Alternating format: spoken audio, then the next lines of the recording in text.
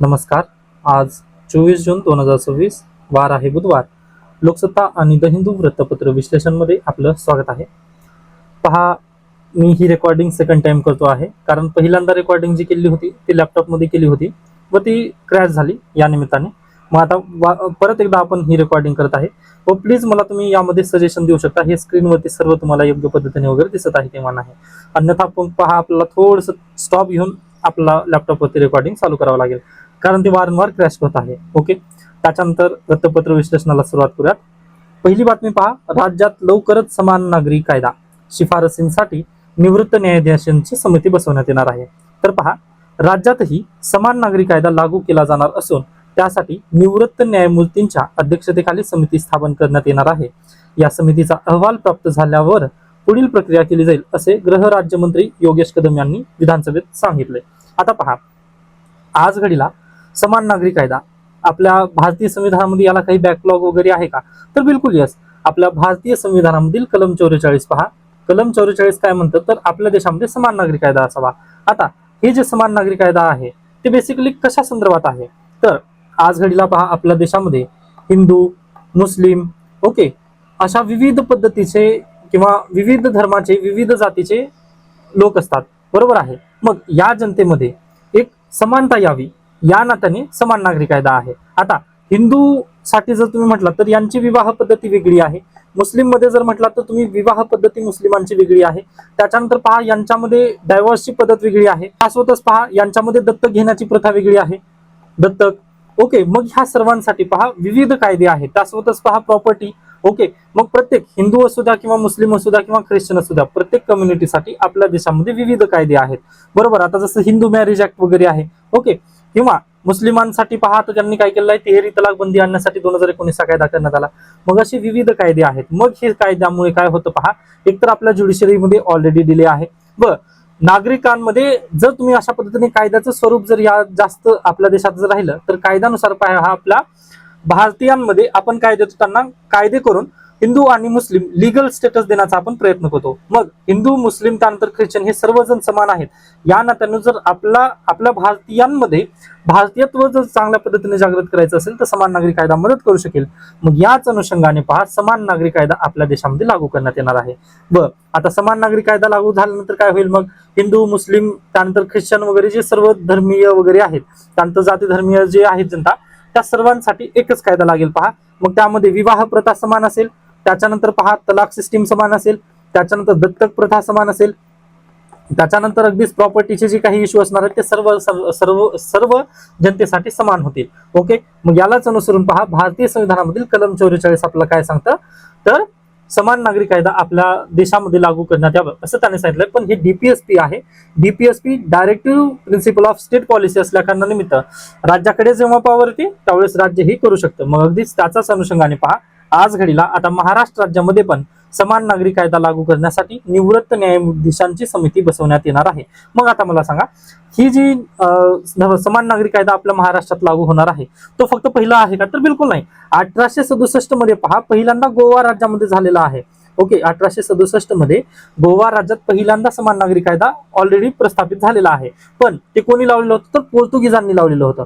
Okay, पोर्तुगीजांनी गोव्यामध्ये लावलेलं होतं. मग लास्ट इयरला पहा, गुजरात, त्यानंतर आसाम, त्याच्यानंतर उत्तराखंड, म्हणजे अगदीच आता पोस्ट इंडिपेंडन्स मध्ये सर्वात पहिलं राज्य कोणतं आहे ज्यामध्ये समान नागरी कायदा लागू झालेला आहे, तर ते आहे उत्तराखंड. व ही केस चॅलेंज आहे का नाही सुप्रीम कोर्टामध्ये? तर बिलकुल यस, सुप्रीम कोर्टामध्ये ही केस चॅलेंज्ड आहे.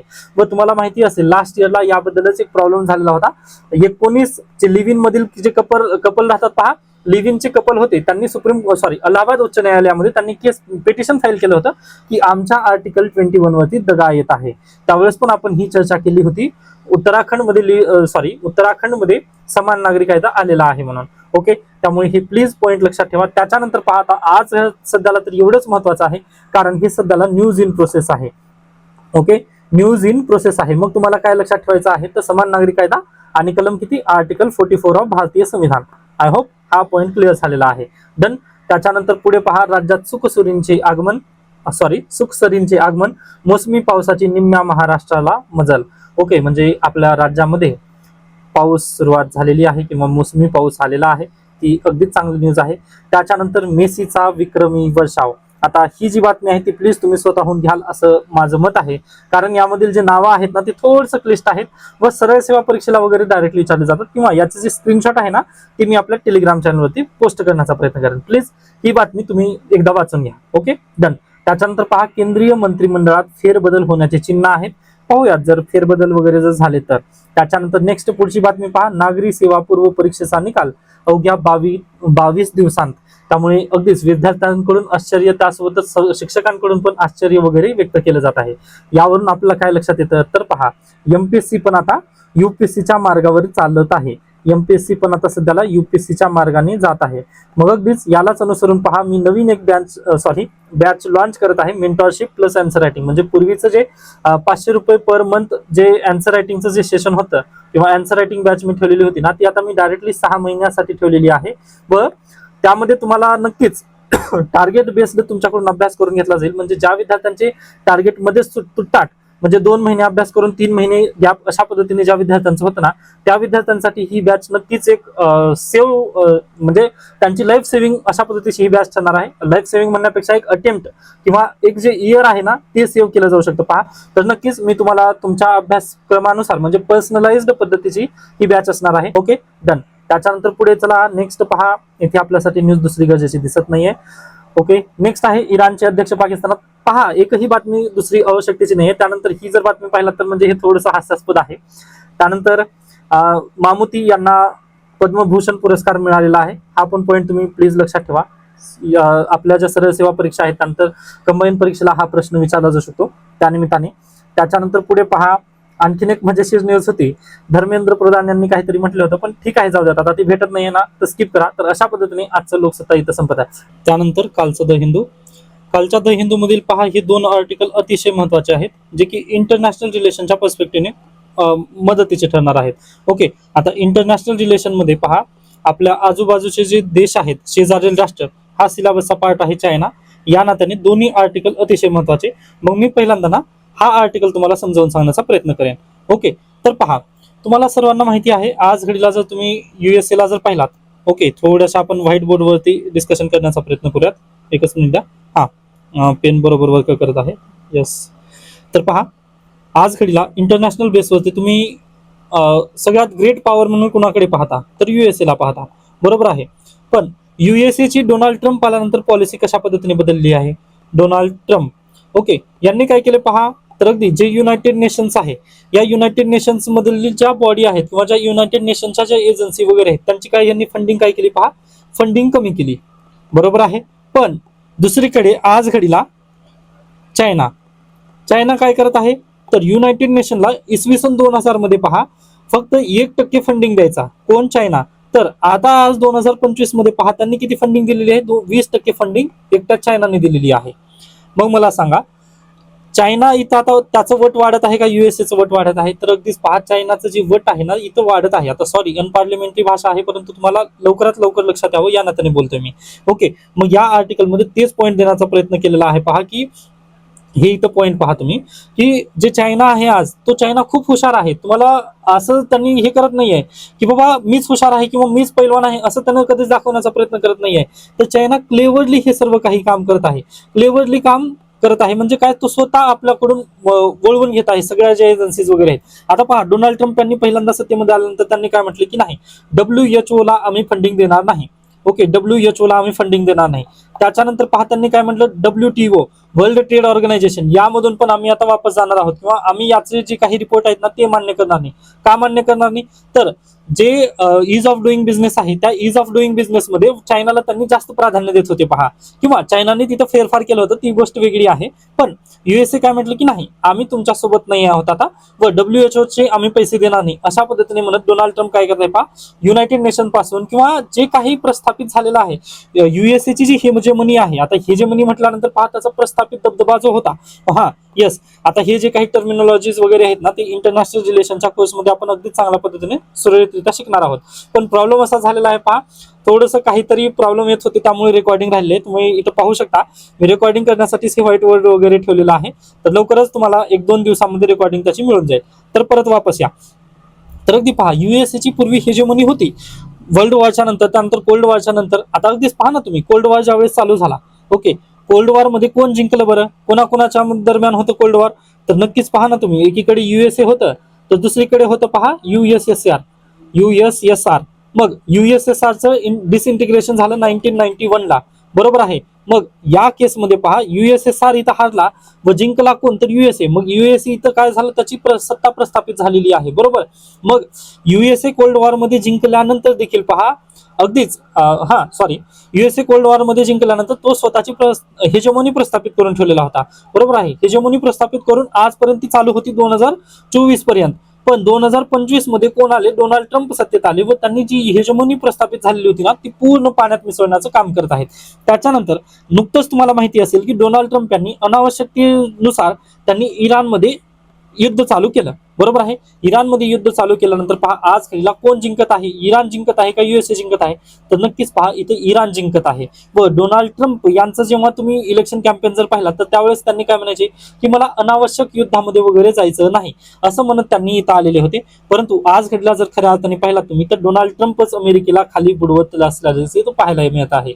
मग हे सर्व पाहता इथे डोनाल्ड ट्रम्प एकदम स्वतःच्या धुंदीतच तिथे राहिलेले आहेत व युएसए आता सध्याला जगाच्या पाठिंब्यावर स्वतःची जी काय म्हणू शकता प्राईम इमेज जी होती ती कमी कमी तिथं करून घेत आहेत, बरोबर. पण दुसरीकडे जर तुम्ही पाहिलात तर जे चायना आहे ते युनायटेड नेशनच्या ज्या बॉडी आहेत ना त्यांना परत एकदा रिवाईव्ह करण्याचं काम करत आहे. कारण डोनाल्ड ट्रम्प त्यांना पैसा देत नाहीये ना, तर त्यांनी काय केलं तर मी 20% पैसे देतो असं म्हणत त्यांनी युनायटेड नेशनला परत एकदा रिफ्रेम करण्याचा प्रयत्न करत आहेत, बरोबर आहे.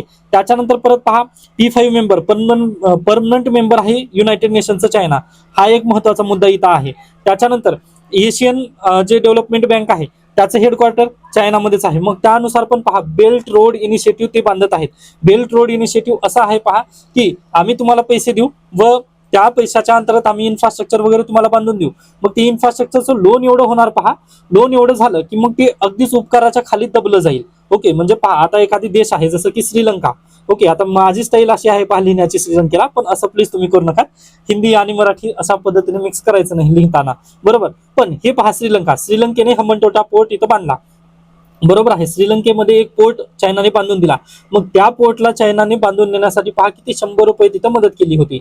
पण आज घडीला श्रीलंकेचं तेवढं उत्पन्नच नाहीये ना की ते वापस द्यावं. 100 रुपयाचे 150 रुपये कंपाऊंड इंटरेस्ट तिथं द्यायला तर त्यांच्याजवळ पैसे नाहीत श्रीलंकेजवळ चायनाला देण्यासाठी, बरोबर आहे. मग आता हे काय करतील पहा, तू मला एवढ्या तू मला माझ्या काय म्हणू शकता कठीण काळामध्ये तू मला मदत केलास म्हणून श्रीलंका काय करेल पाहता उपकार तशाच पद्धतीने जाणीव ठेवून राहील.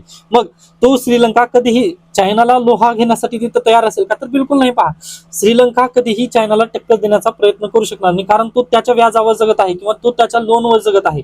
मग अगदी तशाच पद्धतीने पहा बेल्ट अँड रोड इनिशिएटिव्ह दरम्यान चायनाने काय केलेलं आहे तर अगदी मीच पैलवान म्हणजे तो दाखवत नाहीये जगाला की मी पैलवान आहे, परंतु तो सगळ्यांना अशा उपकाराच्या अंतर्गत आणत आहे व उपकारामध्येच तो काय करत आहे, मी पैलवान आहे असं प्रत्येकाला जाऊन सांगत आहे.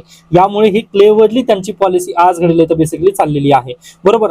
हा झाला बेल्ट अँड रोड इनिशिएटिव्ह. त्याच्यानंतर पहा डोनाल्ड ट्रम्प यांच्या पूर्वज किंवा अगदीच 2017 मध्ये आल्यानंतर डोनाल्ड ट्रम्प यांनी पण काय म्हटलं होतं की आपण क्वाड परिषद जॉईन करायची.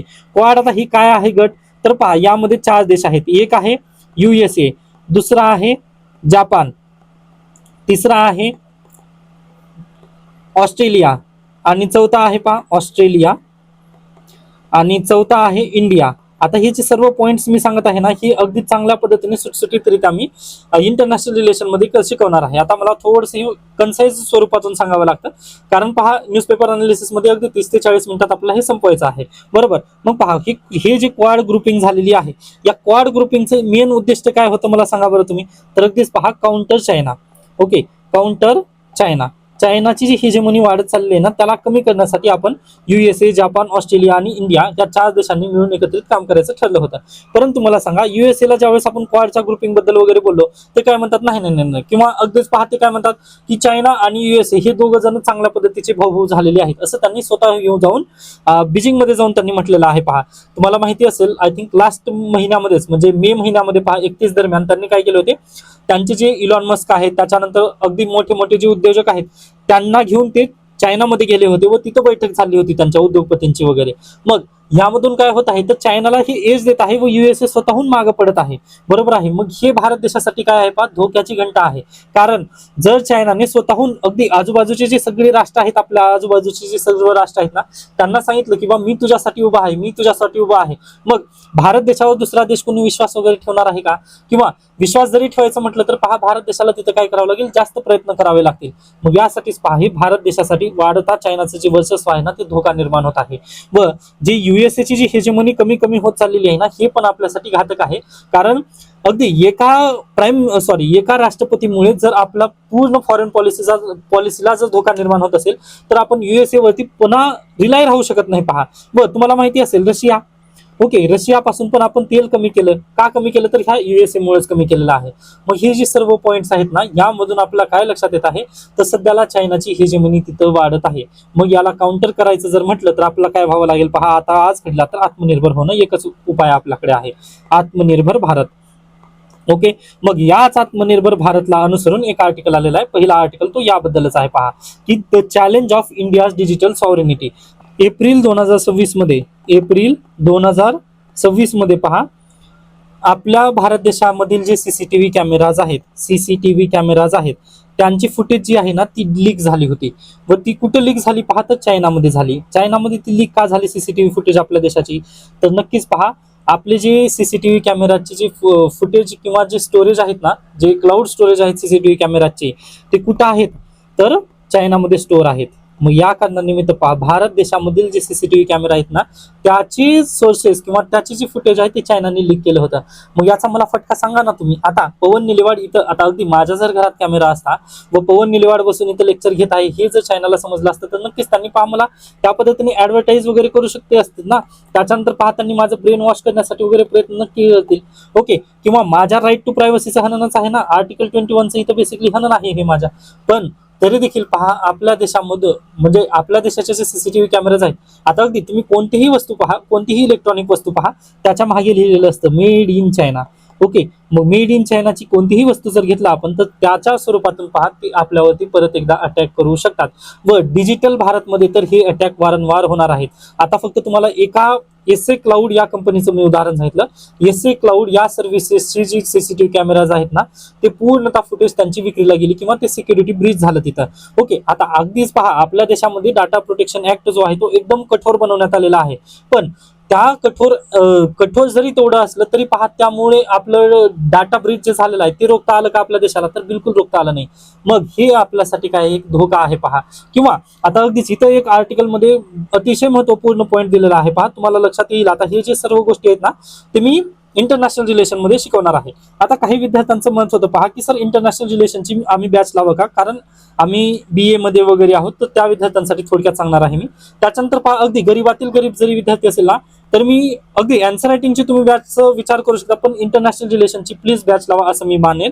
कारण आता अगदी तुम्ही ज्यावेळेस न्यूजपेपर वाचता ना, तर तुम्ही आता हे शब्द पहा ना तुम्ही इथं, कारगिल कन्फ्लिक्ट. मी वारंवार तुम्हाला हाच पॉईंट सांगतो की पहा, आपल्या देशाने डिक्लेअर केलं नाही, कारगिल युद्ध डिक्लेअर केलं नाही आपण. कारगिल हे वार डिक्लेअर नाही झाला, तर कारगिल हे कन्फ्लिक्ट आहे आपल्या भारत देशासाठी. मग असं का असेल बरं? कारगिल कन्फ्लिक्ट का म्हणत आहोत, कारगिल वार का नाही म्हणत आहोत, तर त्याची जी उत्तर आहेत ना, ती मी इंटरनॅशनल रिलेशनच्या ह्याच्यामध्ये देईन. ओके, किंवा आता जे विद्यार्थ्यांना पहा, अगदी कोणते विद्यार्थी क्लास लावू नये त्याबद्दल थोडक्यात बोलेन मी.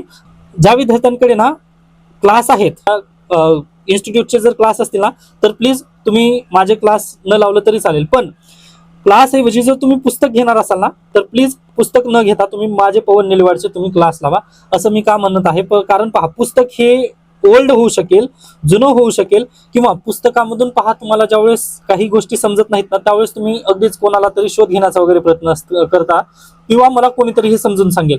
पण ह्या सर्व ज्या गोष्टी आहेत ना, मी स्वतःहून घेत आहे. व जे करंट अफेअर्सचे जे अपडेट आहेत ना, मी ते रेग्युलर देत जाईन. ओके, त्यामुळे अगदीच पहा, इंटरनॅशनल रिलेशनचा जो कोर्स आहे ना, तुमचा पैसा वसूल कोर्स नक्की असणार आहे पहा. व मार्केटमध्ये तुम्ही बुक घेण्यासाठी जर गेलात तर तिथं मिनिमम 500 रुपयाला तुम्हाला बुक मिळेल. ओके, पण त्या बुक ऐवजी जर तुम्ही खर्च क्लासवरती जर केलात ना, तर नक्कीच मी तुम्हाला नोट्स पण देणार आहे. त्यामुळे नक्कीच निश्चित राहा. जर IR माझ्याकडे जर लावला तर तुम्हाला हे सर्व पॉईंट समजणार आहेत पहा. व कारगिल युद्ध, त्यानंतर काय म्हणू शकता, भारत पाकिस्तानचे जे युद्ध झालेले आहेत, भारत चायनाचे जे युद्ध झालेले आहेत किंवा कॉन्फ्लिक्ट वार वगैरे जे काही आहे ते सगळं अगदी चांगल्या पद्धतीने मी शिकवणार आहे. तर वापस येऊयात आपण. तर पहा, आता ही डिजिटल सॉव्हरेनिटी आपल्याला का गरजेचं आहे किंवा आपण आत्मनिर्भर होणं का गरजेचं आहे हे मी थोडक्यात सांगण्याचा प्रयत्न करेन. तर पहा, तुम्हाला माहिती आहे का, कारगिल ज्यावेळेस कॉन्फ्लिक्ट झालं ना 1999 मध्ये, त्यावेळेस आपण सॅटेलाइट जे लोकेशन आहे, जे आतंकवादी आहेत त्यांची लोकेशन आपण मागत होतो, जीपीएस डाटा द्या असं आपण युएसए ला मागणी केलेली होती. पण त्यावेळेस युएसए आपला पूर्णतः स्पष्टरित्या नकार दिलेला होता. ओके, मग अगदी तसं वारंवार आपल्या समोर सिच्युएशन येऊ नये व पहा, उद्या चालून आपल्याकडे आर्टिफिशियल इंटेलिजन्स सगळ्या म्हणजे अगदी संपूर्ण जगभरामध्ये धुमाकूळ माजवत आहे, बरोबर. मग त्या सिच्युएशन मध्ये भारत देश अगदी जगाला बघत बसणं हे चुकीचं असेल. मग यासाठीच पहा, कोणत्याही सिच्युएशन मध्ये आपण जर आत्मनिर्भर झालो ना, तर आपण नक्कीच, आपल्या देशामध्ये पण कॅपॅसिटी आहे की आपण चायनाला खाली करू शकतो. पण फक्त व्हिजन नाही आहे किंवा आपण त्या पद्धतीने काम सध्याला करत नाहीत, हे एक आपली शोकांतिका आहे. अन्यथा पहा, आपण पण चायनाला नक्कीच झुकवू शकतो. मग यासाठीच पहा, आपल्याला आत्मनिर्भरतेकडे एक तरी पाऊल टाकावं लागेल. म्हणजे पहा, देर आहे दुरुस्त आहे. आता अगदी आज जर पाऊल टाकलं नसेल तर खूप लेट होईल. मग यासाठी पहा, भारत सरकारने आज तरी पाऊल टाकणं गरजेचं आहे. म्हणजे उद्या किंवा परवा जाऊन आपलं काय होईल पहा, आपण आत्मनिर्भर हो. मग त्याच पद्धतीने पहा, आता चायनाने पाऊल 20 वर्षापूर्वी टाकलं होतं, त्यामुळे आज तो आत्मनिर्भर बनत आहे, बरोबर. व तुम्हाला माहिती आहे का, इराणने कशा पद्धतीने म्हणजे एकदम बलाढ्य राष्ट्र युएसए त्याला हरवण्याचा प्रयत्न इराणने केला. म्हणजे असिमेट्रिक वॉरफेअर मध्ये इराणने युएसएला हरवलं. मग आज घडीला जर तुम्ही पाहिलात तर नक्कीच असिमेट्रिक वॉरफेअर होत आहेत किंवा डिजिटल स्वरूपाचे जे वॉरफेअर वगैरे आहेत. मग यासाठीच भारत देशाला सज्ज व्हावं लागेल. मग आता भारत देशाला काय करायचं आहे, तर नक्कीच पहा, डिजिटल सेक्टरमध्ये आपला पण सॉव्हरेन व्हावं लागेल. म्हणजे जे आपला डाटा आहे तो आपल्या देशामध्ये स्टोअर होणं गरजेचं आहे. मग आता नक्कीच इथं पण दिलेला आहे पॉईंट की आज घडीला आपल्या देशामध्ये डाटा स्टोअर केला जात आहे, परंतु असं नाही होणार का. आता पहा, ABC नावाची ही अमेरिकन कंपनी आहे, ओके, ही युएसए ची कंपनी आहे. मग ह्या युएसएच्या कंपनीवर जर दबाव युएसएच्या गव्हर्नमेंटने टाकला तर नक्कीच हे ABC ची कंपनी आहे ना, ती जी डाटा भारत देशाचा स्टोअर केलेला आहे ना, ते सगळं युएसए गव्हर्नमेंटला नाही का देणार, तर बिलकुल देणार. पहा, असंच होणार आहे. पण आता इथं आयफोनचं उदाहरण तुम्ही वेगळ्या पद्धतीने घेऊ शकता. आता आयफोन ही राईट टू प्रायव्हसी किंवा प्रायव्हसीच्या नात्याने तिथे जास्त कन्सिडर वगैरे केलं जातं, ती एक देणार नाही. परंतु दुसऱ्या तरी कंपनी आहेत ना, किंवा जे उद्योजक मोठे मोठे आहेत त्यांनी सरकारसाठी जर काम करत असले तर अगदी आपल्याला समजणार पण नाही की ते काम करत आहेत आपल्यासाठी म्हणून.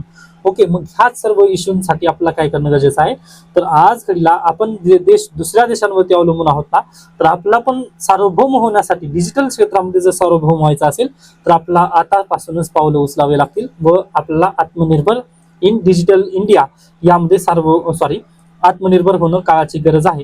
हेच आर्टिकलचं विशेष इथं लक्ष आहे. मग यासाठी पहा, आर्टिकलमध्ये लेखकांनी काय म्हटलेलं आहे की पहा, आपल्या देशामध्ये जे जीडीपीचा रिसर्च वरती खर्च केला जातो ना, ते अगदी पहा 0.74% एवढं कमी आहे. म्हणजे ऑन अन ॲव्हरेज केलं आहे 2000 ते 2020 पर्यंत यांनी ॲव्हरेज सांगितलं आहे.